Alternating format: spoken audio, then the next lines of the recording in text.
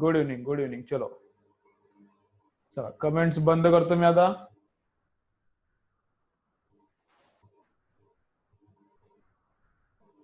चलो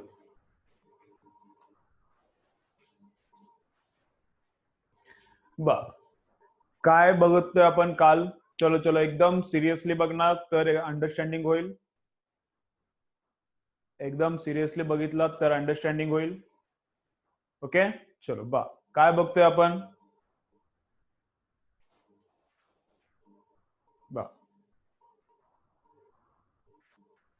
आपण बघालो काय, derivation of Newton's law of gravitation. Derivation of Newton's law of gravitation from Kepler's third law.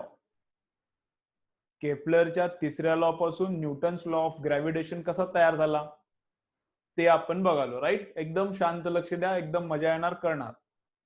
थोडं derivation difficult आहे राईट, त्यामुळे मग आपण याला भरपूर वेळ द्यालो. मग मॅथ्स मध्ये त्याला कसं लिहायचं आहे. मॅथ्स मध्ये हा रूल आहे केपलरचा.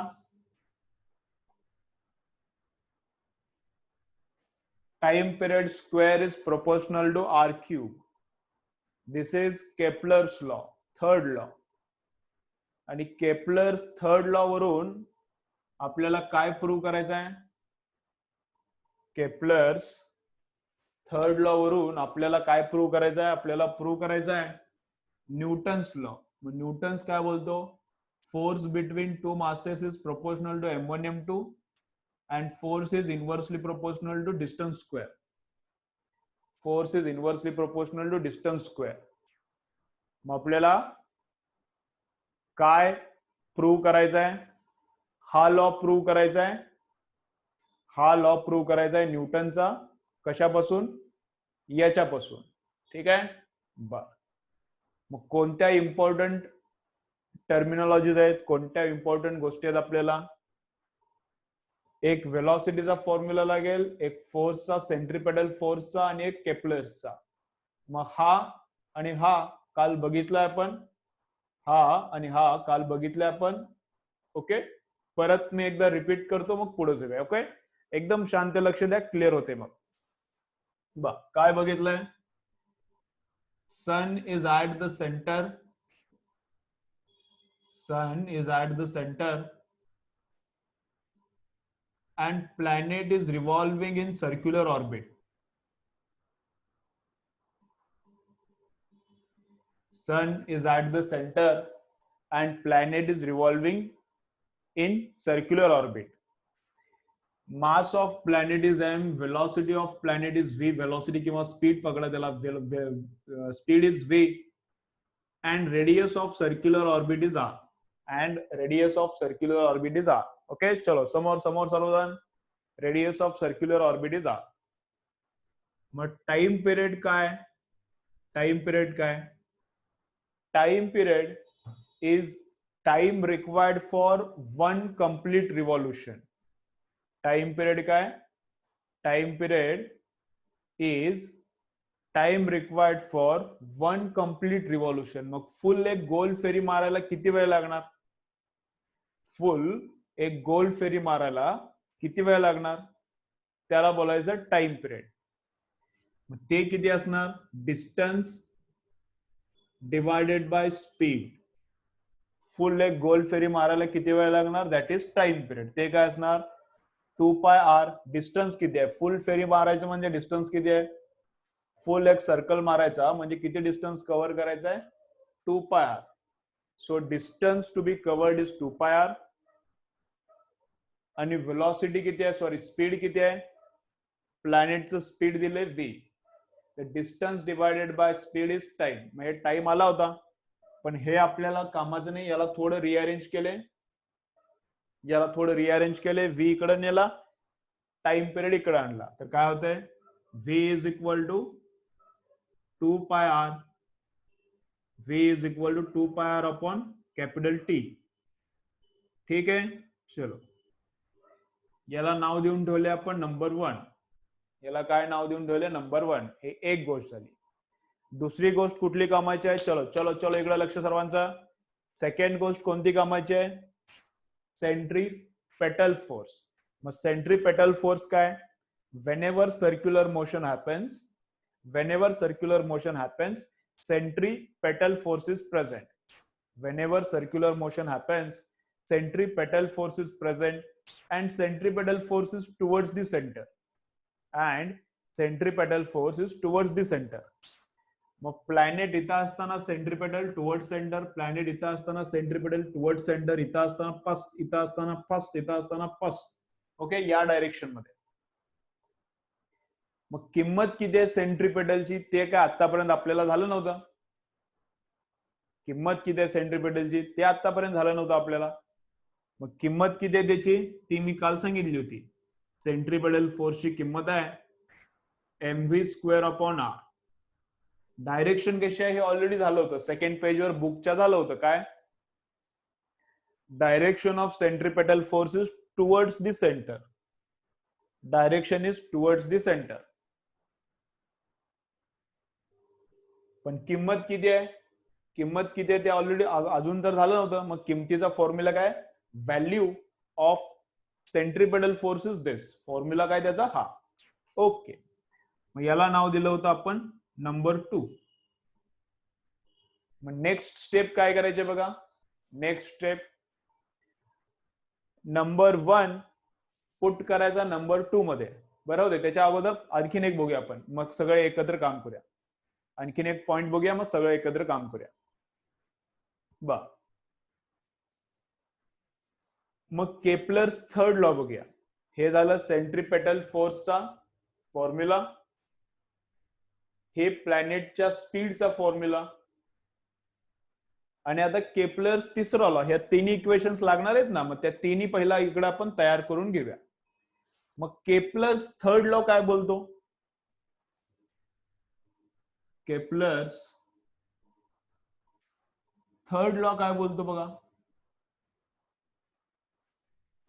केपलर्स थर्ड लॉ बोलतो, काय बोलतो Kepler's third law? T² is proportional to R³. Kepler's third law. Square of time period is proportional to cube of mean distance between sun and planet. Kepler's third law काय बोलतो? Time पिरियडचा square is proportional to R³. Time पिरियडचा square is proportional to R³. मग याच्यावरून मला काय लिहिता येते? याच्यावरून काय लिहिता येते बघा. याला उलट पण लिहिता येते. मग मला याला उलट पण लिहिता येते. मग कसं लिहिता येते? R³ is proportional to time पिरियडचा स्क्वेअर. उलट पण लिहिता येते प्रोपोर्शनॅलिटी मध्ये. A प्रोपोर्शनल B असेल तर B प्रोपोर्शनल A आपल्याला लिहिता येते. मग T² प्रोपोर्शनल R³ तर उलट पण लिहिता येते R³ प्रोपोर्शनल T². कारण बुक मध्ये तसं दिले म्हणून, नाहीतर मग कसंही करता आलं असतं. बुक मध्ये जसं दिले तसं मी करायला, राईट. तर तुम्हाला सोपं जाईल रीड करायला. मग R³ is equal to some constant into T² असं आपल्याला लिहिता येते. प्रोपोर्शनॅलिटीला इक्वॅलिटी लिहिला, प्रोपोर्शनॅलिटीला इक्वॅलिटी मध्ये लिहिला तर काय येणार? एक कॉन्स्टंट येते. प्रोपोर्शनॅलिटीला इक्वॅलिटी मध्ये लिहिला तर काय होते? कॉन्स्टंट येते. मग ते कॉन्स्टंट आला. ठीक आहे, चलो. मग R³ upon T² is equal to K. याला नाव देऊन ठेवू आपण नंबर 3. याला नाव देऊन ठेवू आपण नंबर 3. ठीक आहे, चलो. इथपर्यंत क्लिअर आहे का? इथपर्यंत क्लिअर आहे का? मला कमेंट्स करून सांगा. इथपर्यंत क्लिअर असलं तर इथपर्यंत लिहून घेऊया आणि मग पुढचा पार्ट बघूया. चला, इथपर्यंत क्लिअर आहे का रे बाळांनो? बोला मला.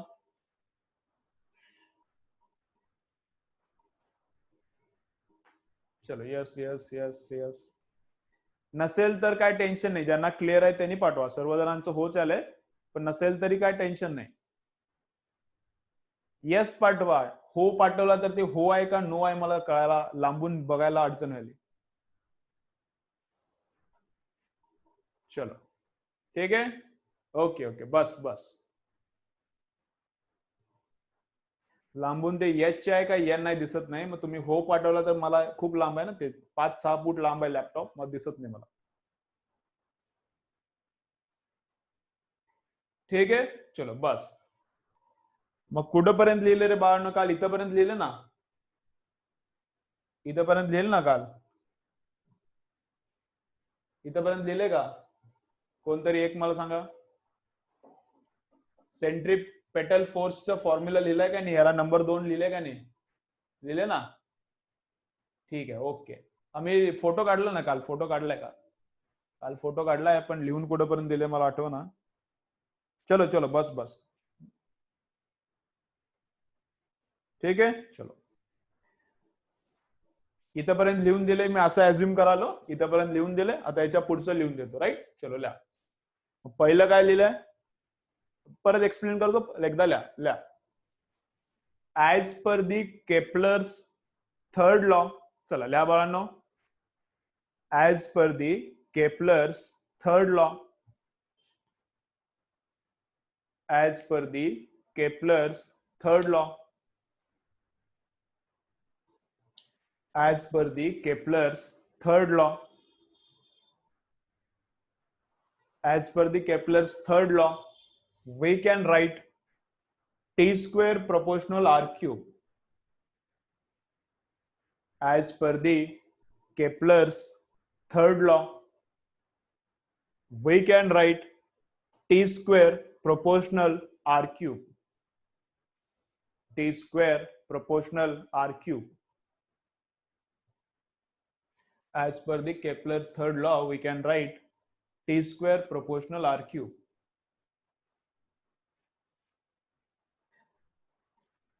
उलट लिहा मला.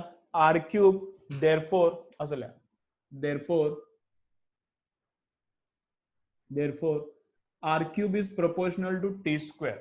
उलट करून लिहा त्याला. Therefore R cube is proportional to T square. सगळं क्लिअर आहे? तुमचं नेटचं स्पीड नसेल तर तुम्हाला क्लिअर दिसणार नाही. सगळं क्लिअर आहे? काय मला कमेंट करून सांगू नका. मी दरवेळी चेक करतो नेटचं स्पीड, मग चालू करतो. प्रत्येक वेळी मला सांगू नका काय क्लिअर नाही, क्लिअर आहे. तर तुम्ही नेट चांगलं घ्या, घरी चांगलं कार्ड घ्या, कुठलं चेंज करून बघा. R cube is proportional T square. उलट लिहा त्याला. Therefore R cube is proportional to T square. Next line ला लिहा. Therefore R cube is equal to KT square. Therefore R cube is equal to KT square. Therefore R cube is equal to KT square. मग इथं लिहा R cube upon T square is equal to K. याला असं R cube upon T square is equal to K. Rearrange करून लिहा, त्याला द्या number 3. R cube upon T square is equal to K. R cube upon T square is equal to K. ठीक आहे, okay. चला काम चालू करूया. आता काम चालू करूया. काय करायचं बघा. दोन गोष्टी करायच्या आहेत. पहिला समोर बघा. अय बाळांनो, चलो 2 गोष्टी बघायच्या आहेत. पहिला समोर बघा कसं करायचं आहे. ओके, चलो. हे वेलॉसिटी, अय इधर, हे वेलॉसिटी याच्यात ठेवायचा. पहिली इक्वेशन दुसऱ्यात ठेवायची आणि मग तिसरी दुसऱ्यात ठेवायची. पहिली जी वेलॉसिटी आहे ती याच्यात ठेवायचं आणि तिसरं नंतर याच्यात ठेवायचं. ते कसं मी सांगतो. पहिल्यांदा एक काम करू, वेलॉसिटी याच्यात ठेवूया. काही करू नका तुम्ही फक्त बघत राहा, नाहीतर कळणार नाही. मी सांगतो तसं करा. मी सांगतो तसं केला तर परफेक्ट अभ्यास होणार, एकदम सुपर कन्सेप्ट क्लिअर होणार. मी सांगतो त्याच्या उलट केला तर मग काय मजा येणार नाही, क्लिअर होणार नाही. मी सांगतो तसं करा. राईट, माझं बघा. पहिला इथं मी करतो ते बघा, नंतर लिहून घ्या. वेलॉसिटी याच्यामध्ये मग पुट करूया. राईट, चलो. मग कसं होतंय. F is equal to m v square divided by r. F is equal to m v square divided by r. काय करायचंय. Put 1 into put number 1 in number 2.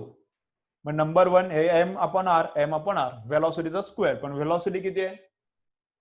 Velocity कितना है 2 पाय आर अपॉन टी. वेलॉसिटी किती आहे? 2 पाय R. मग थोडे छोटा आहे, दिसतंय का बघा? 2 पाय आर अपॉन व्ही. किती? 2 पाय आर अपॉन व्ही. मग याचा स्क्वेअर करू. व्यवस्थित लक्ष द्या सर्वांनी. याचा स्क्वेअर करू. काय होतंय? एम चा एम 2 पायचा स्क्वेअर किती येते?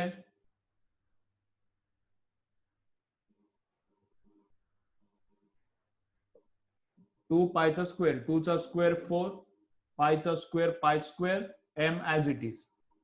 आर चा स्क्वेअर किती? R square. या आर चा स्क्वेअर किती आला? R square. ठीक आहे. हा व्ही, हे व्ही कुठला इथं? टी पाहिजे ना, टी पाहिजे. 2 पाय आर अपॉन टी पाहिजे ना, तर 2 पाय आर अपॉन टी व्ही आला होता. मग हा टी चा स्क्वेअर केला, हे टी चा स्क्वेअर आणि आर दोघं खाली येतील. आर आणि टी चा स्क्वेअर दोघं खाली येतील. कळतंय? बा परत एकदा बघा. बा समोर एकदा बघा. काय एम आहे तसा 2 पायचा स्क्वेअर 4 पाय स्क्वेअर, आर चा स्क्वेअर आर चा स्क्वेअर, या टी चा स्क्वेअर खाली येणार आणि हा हार. हे असं झालं. राईट. चलो. मग नेक्स्ट काय केलं आपण? वर पण आर ने मल्टिप्लाय केला आणि खाली पण आर ने मल्टिप्लाय केला. ओके. चला बघा व्यवस्थित, व्यवस्थित लक्ष द्या. काय वर पण आर ने मल्टिप्लाय केला आणि खाली पण आर ने मल्टिप्लाय केला, तर कसं होत आहे? 4 pi square M R cube upon R square upon T square. समजते काय केले मी? 4 पाय स्क्वेअर एम आहे तसा, वर आर ने मल्टिप्लाय करायचा, तर वर एक आर वाढला, आर क्यूब झाला. वर आर ने मल्टिप्लाय केला, वर आर क्यूब झाला, आणि खाली पण आर नेच मल्टिप्लाय करायचा, मग खाली आर स्क्वेअर होऊन बसले. आणि टी स्क्वेअर आहे तसा. वर आणि खाली एकाच नंबरनं मल्टिप्लाय केलं तर काय फरक पडतंय का? नाही. वर आणि खाली न्यूमरेटर आणि डिनॉमिनेटर मध्ये एकाच नंबरनं मल्टिप्लाय केला तर काय फरक पडते का? नाही. सेम वर पण आर ने मल्टिप्लाय केला, खाली पण आर ने मल्टिप्लाय केला, मग वर काय होतंय? In numerator we get R cube and in denominator we get R square. ठीक आहे. चलो याला रिपीट करतो मी परत एकदा, पण थोडं लक्ष द्या. एकच काम केले. काय काम केले? शॉर्ट मध्ये रिपीट करतो. हे M V square upon R आहे, हे M V square upon R आहे. त्याच्यात जे व्ही होतो व्हेलॉसिटी, ते व्हेलॉसिटी इथली पुट केली. मग हे एम चा एम, आर चा आर, आणि इथं जे व्हेलॉसिटी होता ते इथला पुट केला 2 पाय आर अपॉन टी. याला सिम्प्लिफाय केलं की असं आलंय. ठीक आहे. चलो मग याला आपण काय करू आता बघूया. इकडले डायग्राम मी काढून टाकतो थोडा वेळ. काय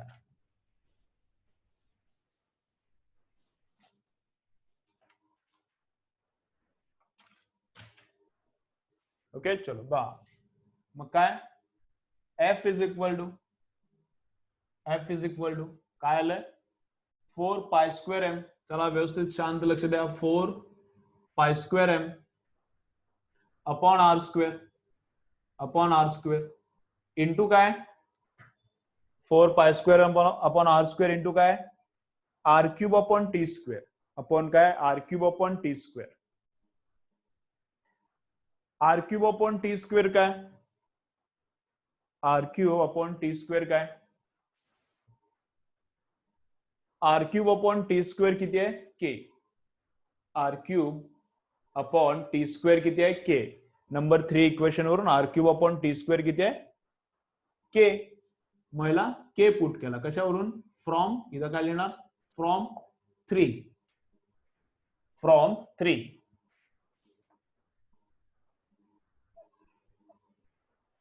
ठीक आहे. R cube upon T square किती आहे? के. मग हे कशावरून केलं आपण? फ्रॉम 3. मग आता काय दिसते बघा याच्यावरून? हे जे पूर्ण आहे हे कॉन्स्टंट आहे. हे जे वरचा भाग दिसाला, हा जे वरचा भाग दिसाला सगळं कॉन्स्टंट आहे. के तर कॉन्स्टंटच आहे. M mass of the planet. जे गोल गोल प्लॅनेट फिरायला त्याचं मास, ते पण काय गोल गोल फिरताना मास काय बदलत नाही, मग ते पण कॉन्स्टंट आहे. प्लॅनेट जे गोल गोल फिरायला त्याचं मास काय बदलत नसते, ते पण कॉन्स्टंट आहे. Pi square is constant, 4 is also constant. सगळं कॉन्स्टंट आहे, खाली फक्त आर स्क्वेअर आहे. मग याच्यावरून मला काय लिहिता येते? I can write force is inversely proportional to R square. सगळं कॉन्स्टंट आहे ना, कॉन्स्टंट जर काढून टाकला तर इक्वॅलिटी बिकम्स प्रोपोर्शनॅलिटी. हे जे कॉन्स्टंट आहे, कॉन्स्टंट जर काढून टाकला तर इक्वॅलिटी बिकम्स प्रोपोर्शनॅलिटी. मला काय लिहिता येते? Force is proportional to 1 upon R square. Clear? मग कशाचा यूज केला आपण? We have used Kepler's third law. We have used Kepler's third law. We have used Kepler's third law and we have proved Newton's law of gravitation. From Kepler's law आपण काय तयार केला? Newton's law of gravitation. Newton's law of gravitation मध्ये काय? Force is proportional to m1 m2 ते पण आहे, and force is inversely proportional to distance square ते पण आहे. मग त्यातला ते सेकंड पार्ट आपण प्रूव्ह केला. Force is inversely proportional to distance square. कळते कसं?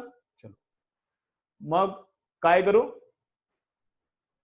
एकदा आपण पूर्ण लिहून घेऊया, मग परत एकदा मी रिपीट करतो.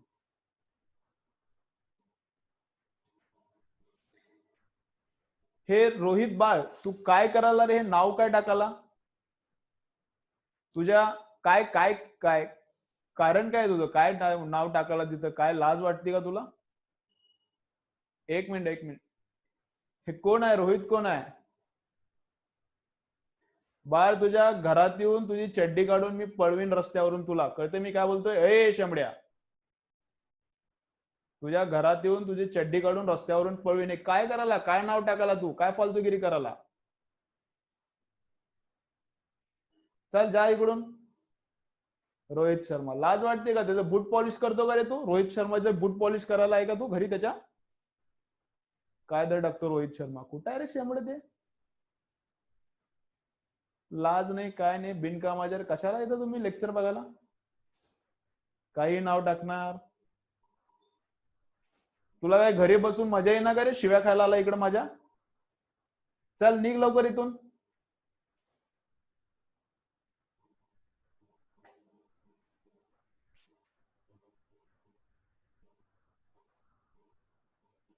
एकतर कमेंट मी बंद केले, तर परत मला कमेंट करायला रोहित शर्मा म्हणून. काय आता? काय कोण आहे रे शंभर ते?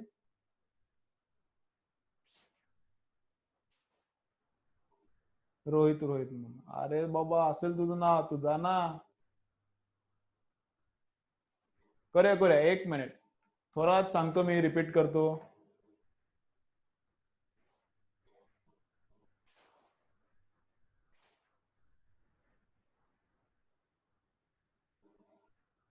गेलो करून.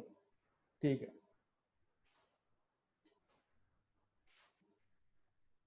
एक मिनिट बाळा.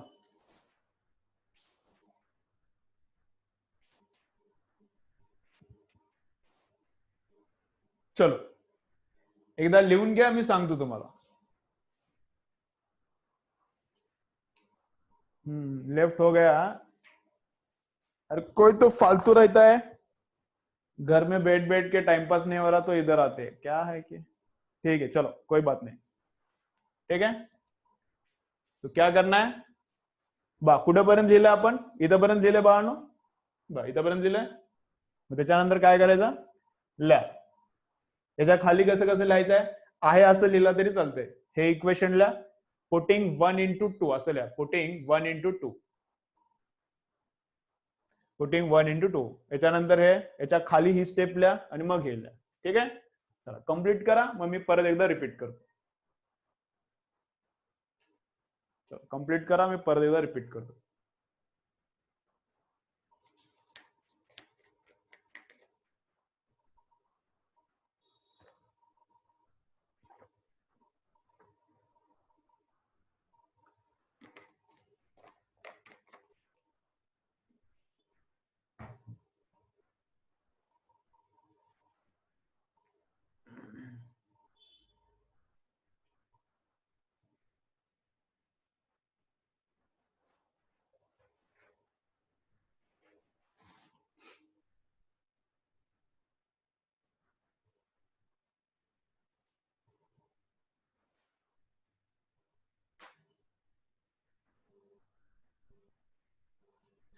आणि तुम्ही नावं काही पण टाकला तर तुमचे ज्या मोबाईल वरून तुम्ही वापराला त्याचा ईमेल आयडी मला कळत असते. हा, तुम्ही नावं काही पण टाकला तर तुम्ही ज्या मोबाईल वरून युज कराला त्याचा ईमेल आयडी झूम कॅप्चर करत असते, मला समजतो ते ईमेल आयडी. ओके, फालतूगिरी कोण मित्र करत असतील तर सांगा त्यांना. चलो झाला. ओके,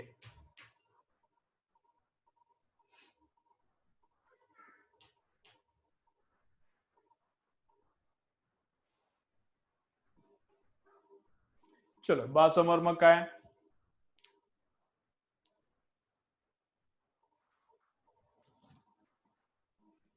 बा समोर बा काय बोलतो मी. हा जे लास्टचा पार्ट केलाय ते एकदा मी रिपीट करतो. हा जे शेवटी केलाय आपण ते मी एकदा रिपीट करतो आणि मग ओव्हरऑल फुल एकदा रिपीट करतो. राईट, फक्त शेवटचा पार्ट एकदा बघा काय केलंय. हे आहे एक इक्वेशन. बा सर्वजण बघा रे बानो, हे आहे एक इक्वेशन, हे एक इक्वेशन आहे आणि हे, या तिघांचा यूज करायचा आणि इथपर्यंत यायचा आहे. Okay, we have to use 1, 2 and 3 equation, and by using these 3 equations we have to come here, right? बा मग कसं करायचंय बा. मग हे जे नंबर 2 आहे, नंबर 2 मध्ये नंबर 1 पुट करायचा इथं. बा सर्वजण परत एकदा लक्ष द्या, मी बोलतोय काय. नंबर 2 मध्ये नंबर 1 पुट करायचा. मग कसा, m इंटू वेलोसिटी का स्क्वायर. तो वेलोसिटी कितना है, इतना है, तो m into this square divided by खालचा आर असा m इंटू व्ही स्क्वेअर. मग व्ही म्हणजे असा, याचा स्क्वेअर डिवायडेड बाय खालचा आर. याला सिम्प्लिफाय केला तर असा येते. आता सिम्प्लिफिकेशन तुम्ही तेवढं बघा, सिम्प्लिफिकेशन मॅथ्स आहे त्याच्यात काय जास्त डोकं नाही. याला सिम्प्लिफाय केलं तरी असं येते, पण वर आर स्क्वेअर आहे खाली टी स्क्वेअर आहे. आपल्याला काय पाहिजे, वर आर क्यूब पाहिजे. थोरात बघा आता, आपल्याला वर काय पाहिजे, आर क्यूब पाहिजे. वर आर स्क्वेअर नाही ना, हे मला आता तिसरं याच्यात टाकायचं आहे. नंबर 3 मला याच्यात टाकायचं आहे. मग नंबर 3 याच्यात टाकायचा असला तर वर आर क्यूब पाहिजे. याच्यात नंबर 3 टाकायचा असला तर वर आर क्यूब पाहिजे, पण वर आर स्क्वेअर आहे ना, वर आर स्क्वेअर आहे. मग मी काय केली आयडिया, वर पण आर न मल्टिप्लाय केला आणि खाली पण आर न मल्टिप्लाय केला. मग आयडिया काय केली आपण, वर पण आर न मल्टिप्लाय केला आणि खाली पण आर न मल्टिप्लाय केला. काय फरक पडत नाही ना, वर आणि खाली सेम नंबर न मल्टिप्लाय केला तर काय फरक पडते. मग वर मल्टिप्लाय केला आर ने तर वर झाला आर क्यूब, वर मल्टिप्लाय केला आर ने तर वर काय तयार झाला, आर क्यूब. खाली मल्टिप्लाय केला आर ने तर खाली आर आणि आणखीन एक आर ना, मग खाली झाला आर स्क्वेअर. मग हे टी स्क्वेअरचा आहे तसा टी स्क्वेअर. मग हे कोण आहे, R cube upon T square. याच्यावरून आता मला लिहिता येते R cube upon T square किती आहे, R cube upon T square आहे के. तर R cube upon T square, R cube upon T square, याला काय लिहिलं मी, के.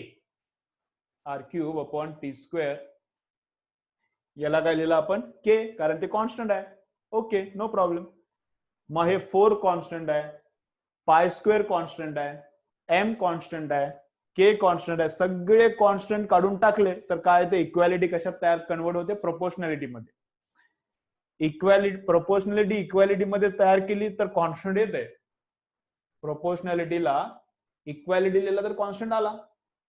उलट गेलो, इक्वॅलिटीला प्रोपोर्शनॅलिटी केला तर कॉन्स्टंट जाणार. तसं इथं इक्वॅलिटीला प्रोपोर्शनॅलिटी करायचं तर हे कॉन्स्टंट जे आहे ते जाणार. मग राहिलं एवढं. मग force is inversely proportional to R square. झाला न्यूटन्स लॉ प्रूफ. ठीक आहे सर्वांना, क्लिअर आहे का. थर्ड पार्ट परत मी एकदा सगळं रिपीट करतो, पण हे थर्ड पार्ट क्लिअर आहे का बघा.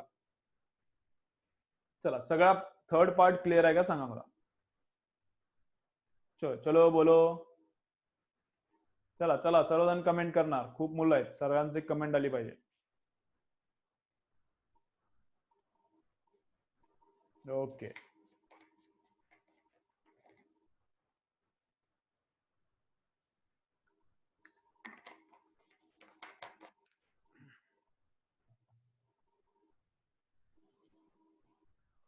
ओके, क्लिअर आहे सर्वांना. ठीक आहे, व्हेरी गुड. बस बस झालं, छान. मला काय करायचंय बघा, आता काय करायचं, फायनल एक स्टेटमेंट लिहा. फायनल एक स्टेटमेंट लिहा. चला लिहा काय, हेन्स थांबा थांबा थांबा, फायनल स्टेटमेंट लिहा. दिस फोर्स इज असं लिहा. दिस फोर्स इज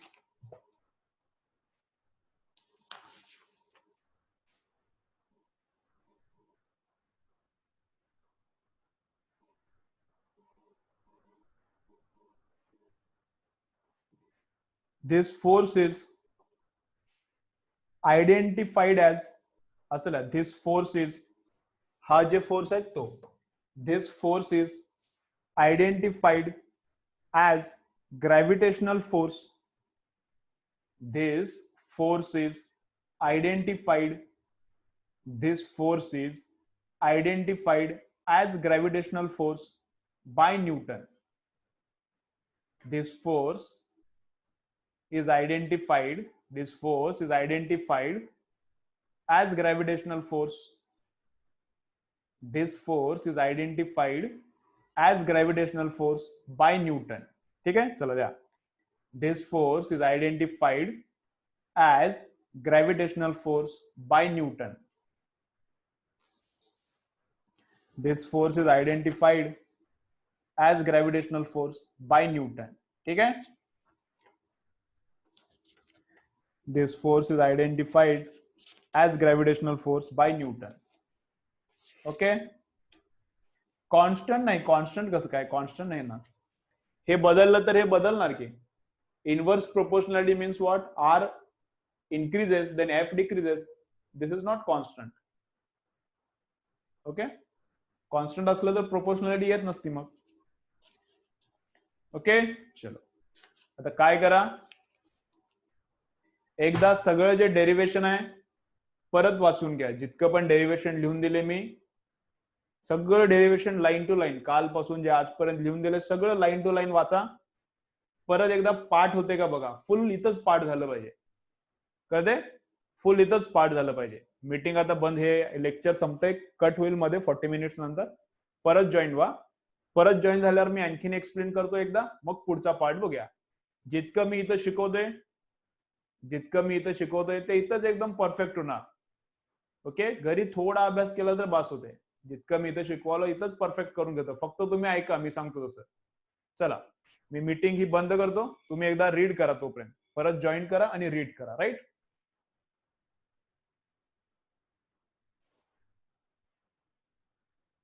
श्रेया तुझं, श्रेयस काय डाऊट आहे ते मी नंतर सांगतो.